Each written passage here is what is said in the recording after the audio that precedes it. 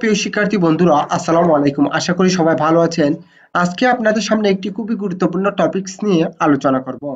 আজকের আলোচনার আলোচ্য বিষয় হচ্ছে ইন্টারমিডিয়েট অ্যাকাউন্টিং সাবজেক্ট হতে অষ্টম অধ্যায়ের প্রথম ক্লাস। আমার অনলাইন ক্লাসগুলো সবার আগে পাওয়ার জন্য আমার চ্যানেলকে সাবস্ক্রাইব করুন, লাইক করুন, বেশি বেশি শেয়ার করুন। Let's go. Format of value added statement অর্থাৎ মূল্য সংযোজন বিবরণী এর একটি ছক। There are two types. Number one, gross value added. Number two, net value added. অর্থাৎ মূল্য সংযোজন কর দুটি পদ্ধতির মাধ্যমে নির্ণয় করা হয়। একটি হচ্ছে মোট মূল্য সংযোজন আর দুই নম্বর হচ্ছে নিট মূল্য সংযোজন। সংক্ষেপে গ্রস ভ্যালু এডেড কে বলা হয় জিবিএ এবং নেট ভ্যালু এডেড কে বলা হয় এনবিএ। এখন আমরা এই দুটি পদ্ধতি নিয়ে আলোচনা করব। এখানে দেখতেছেন নাম্বার ওয়ান মানে হচ্ছে গ্রস ভ্যালু এডেড অর্থাৎ পদ্ধতি নাম্বার ওয়ান। এগুলো আমরা এখন আলোচনা করব। প্রথমে লিখতে হবে প্রতিষ্ঠানের নাম, তারপর হচ্ছে ভ্যালু অ্যাডেড স্টেটমেন্ট মূল্য সংযোজন বিবরণী। For the year ended December 31 অর্থাৎ 31শে ডিসেম্বর সমাপ্ত বছরের জন্য সাল দিয়ে থাকলে আমরা এখানে সাল লিখব। শিরোনামটি লেখার পরে মোট মূল্য সংযোজন বিবরণী পদ্ধতির জন্য একটি চক লিখব। ঠিক এভাবে পার্টিকুলার্স বিবরণ, একটি হচ্ছে টাকার জন্য কলাম আর একটি হচ্ছে পার্সেন্টেজ অর্থাৎ শতকরা হারের জন্য কলাম। এই ধরনের অঙ্কগুলো করার জন্য আমাদের একটি প্রদত্ত প্রশ্ন দেয়া থাকবে। ওই প্রশ্ন থেকে আমরা দেখে দেখে এখানে মানগুলো বসাবো। যেমন দেখুন, নেট সেলস বিক্রয় সর্বপ্রথমে লিখতে হবে টাকার কলামে, এর সাথে যোগ করতে হবে অ্যাড আদার ইনকাম অন্য যে কোনো প্রকার আয় এখানে যোগ করব। যোগ করে বাদ দিতে হবে less cost of bought in goods and service, সংক্ষেপে প্রকাশ করা হয় সিবিজিএস, অর্থাৎ বিক্রিত পণ্যের খরচ এর জন্য যে ক্রয় মূল্য গিয়েছে তার ব্যয় এবং সেবা আইটি করার জন্য যে ব্যয় হয়েছে তার ব্যয় সবগুলো যোগ করে এখানে আমরা বিয়োগ করব।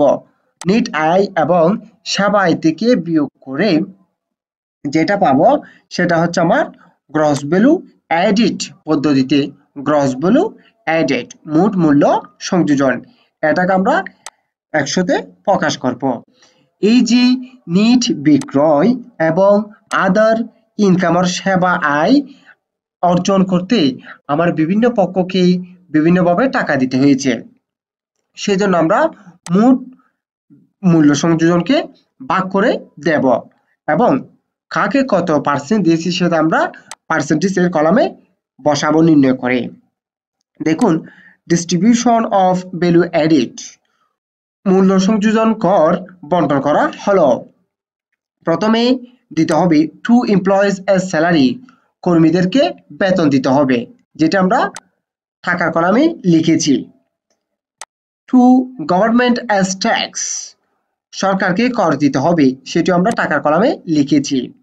Two loan provider as interest, অর্থাৎ যাদের থেকে আমরা ঋণ নিয়েছি তাদেরকে আমরা সুদ খরচ বা ইন্টারেস্ট দেব, তার জন্য আমরা এখানে সুদ বিয়োগকে টাকার কলামে লিখেছি।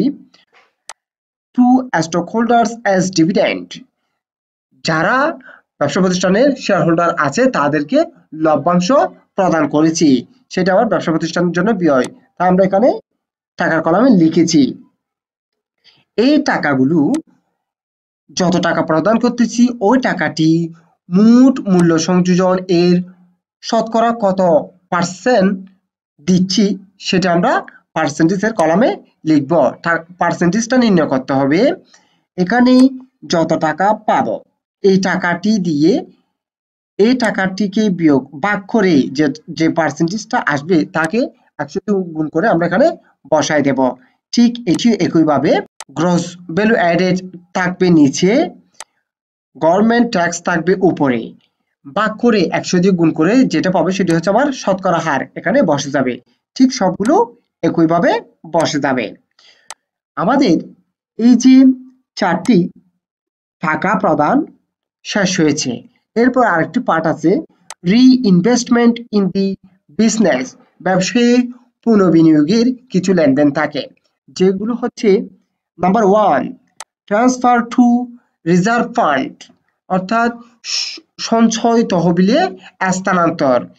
এখানে আমি টাকাটি বসিয়েছি, এই টাকার জন্য পার্সেন্টেজটাও নির্ণয় করবো আমরা কিভাবে? এই যে গ্রস ভ্যালু অ্যাডেড কে নিচে দিয়ে এই টাকাটিকে উপরে দিয়ে ভাগ করে যত পাবো ততকে 100 দিয়ে গুণ করে এখানে পার্সেন্টেজ আকারে বসাই দেব। ডেপ্রিসিয়েশন প্রদত্ত প্রশ্নে দেয়া থাকবে অবচয়, এই অবচয়টা আমরা এখানে বসিয়ে দেব, বসিয়ে দিয়ে পার্সেন্টেজ নির্ণয় করে এখানে বসিয়ে দেব। এবং সর্বশেষ হচ্ছে কি রিটেইনড আর্নিংস, রক্ষিত আয়, ব্র্যাকেটে বলা হচ্ছে ব্যালেন্সিং ফিগার, অর্থাৎ দুটি ডিফারেন্স মূল্য। যেমন দেখুন আমি এখানে নির্ণয় করেছি বিক্রয় এবং সেবা আয় থেকে ব্যয়টি বাদ দিয়ে মোট মূল্য সংযোজন, এই মোট মূল্য সংযোজন থেকে এই যে বিভিন্ন পক্ষকে টাকাগুলো পরিশোধ করে যে টাকাটি অবশিষ্ট থাকবে সেটা হচ্ছে আমার রক্ষিত আয়।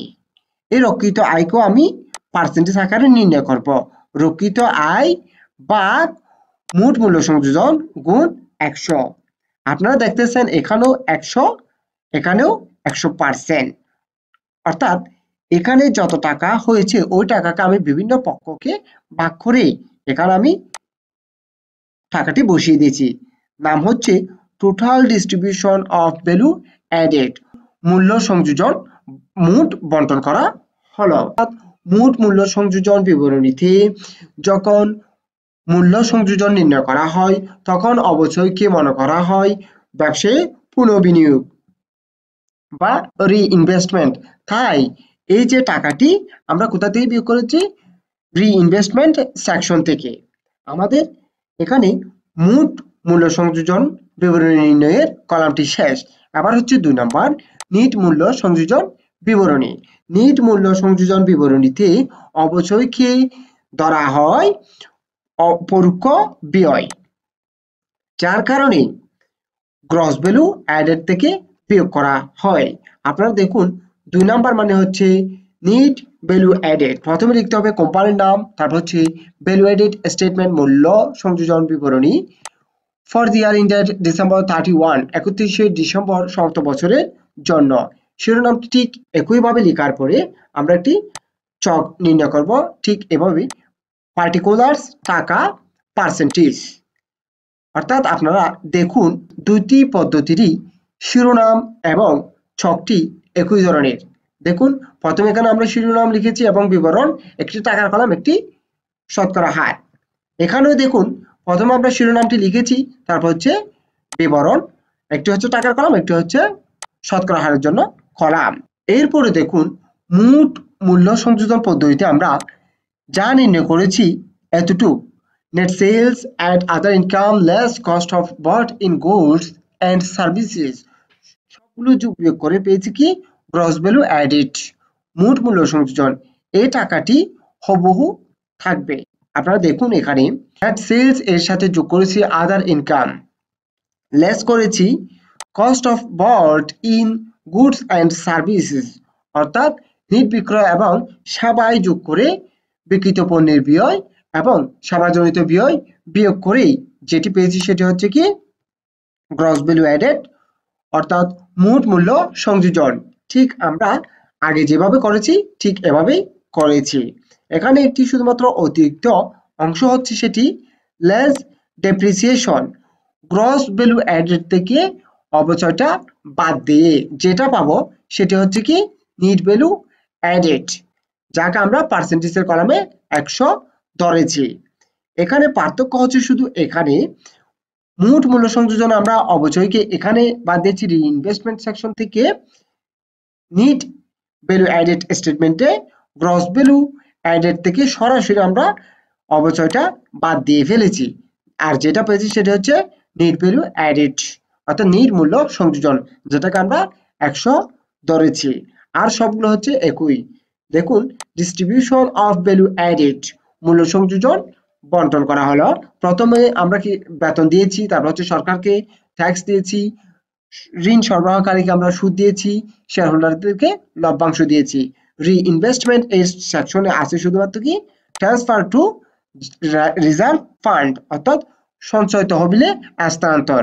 এই যে নিট ভ্যালু অ্যাডেড থেকে সমস্ত প্রকার ব্যয় বাদ দিয়ে যেটা থাকবে সেটি হচ্ছে কি রিটেন আর্নিংস, সংরক্ষিত আয়, যেটিকে আমরা ঠিক আগের মতো পার্সেন্টেজটা নির্ণয় করব, যার নাম দিতে হবে total distribution of value added.